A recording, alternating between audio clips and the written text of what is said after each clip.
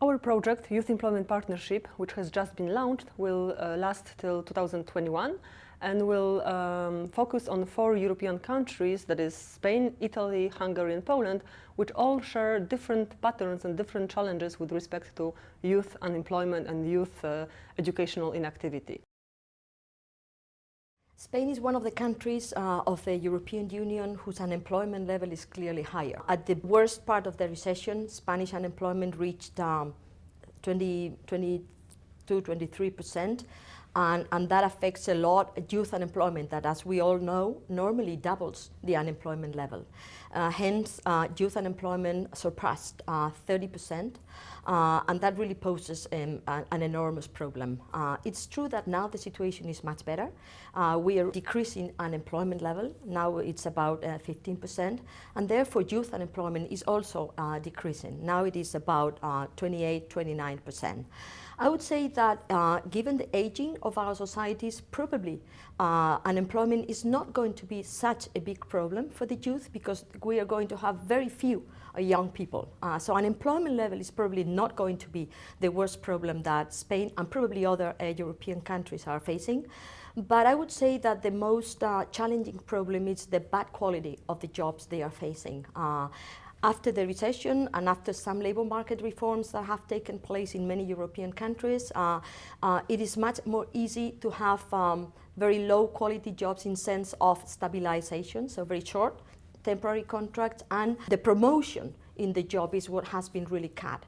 So I think that's probably the most challenging things that we should take care of our youth. I mean, if not, one of the things that we are seeing, especially perhaps not in Madrid, but in all other provinces, is that our best young people are leaving our places. Some people say that that's not a worry, because probably they will come back. My situation is that if we really are not able to improve labor market conditions for the youth, for the high quality youth, probably they will never come back. Since 1997, the Italian labor market underwent a number of reforms. Such reforms were aimed at increasing the employability of individuals through increased flexibility.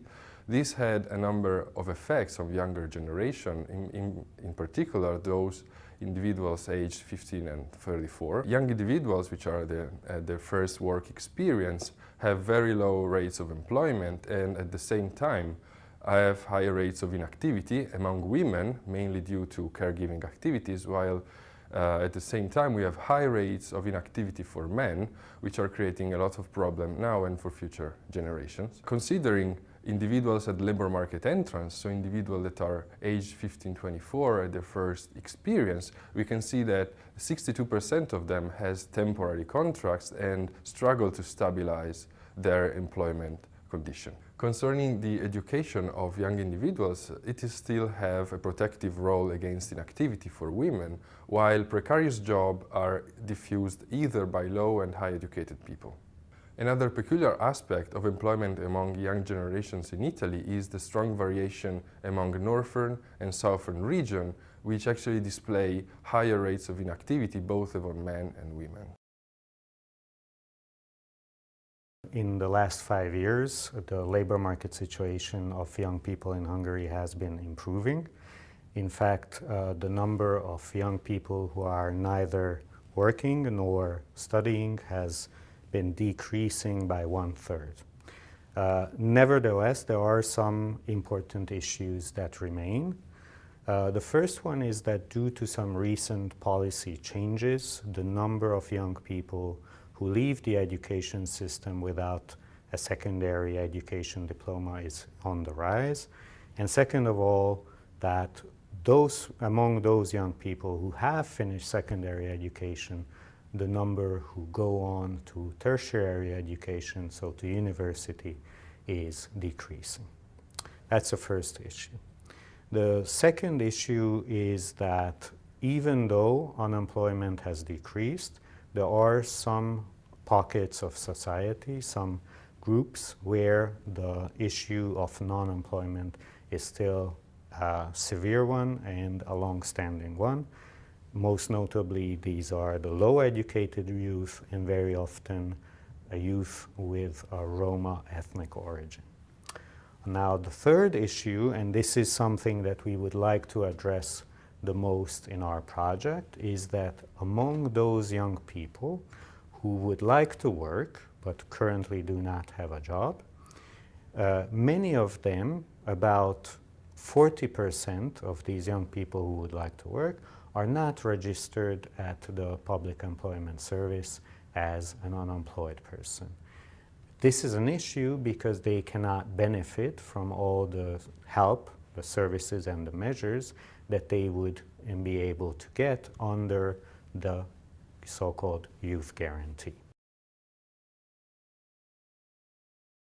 The labor market situation of young people in Poland has improved over the last few years. However, still, almost 50% of young people is not longer in the education system, is not working or not being trained to work. Women are more likely to fall into this group. In Poland, over the last few years, the differences between men and women have increased. People in this group often don't have work experience, professional qualifications, and even motivation to work. Quite often they are even not registered as unemployed, so they are invisible for public employment services which can help them. Therefore, it's so important for us to take a closer look on their situation in order to provide them appropriate support.